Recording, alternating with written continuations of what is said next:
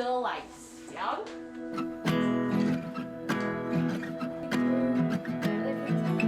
This project is called Eloise Your Voice, and it's all about kind of giving children the confidence in their voice. It was really lovely that we get to be part of such a big thing. Yeah, it was really amazing.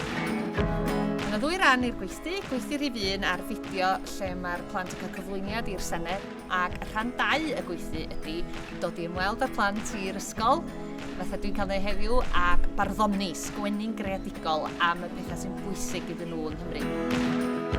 O'n i hoffi casglu'r syniadau ac taflu'r papur rownd. In doing this workshop, I really wanted the children to know that what they have to say is important, and to kind of give them poetry as a creative way to kind of voice their concerns for the future. She wanted us to do like words about senses, so then in the poem we could use some of those words for like what it felt like in Wales. I think that this workshop with the Senedd and Literature Wales is a really positive thing for the children, and having Taylor coming into school really sort of motivated them and really inspired them to sort of think a little bit more creatively about how they can get their voice and their message across.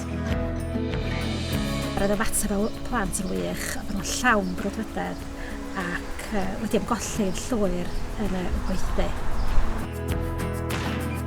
Mae'n bwysig bod ni'n magu plant hyderus sy'n gallu mynegu hunan yn glir drwy ddefnyddio'r iaith Gymraeg, ac mae rhoi barddoniaeth iddyn nhw fel arf i fynegu yn golygu bod ni'n annog nhw i feddwl yn greadigol ac yn annog nhw i wybod bod yna fwy nag un ffordd o ddeud pethau, a dyna pam bod barddoniaeth i bobl ifanc ac i blant mor bwysig.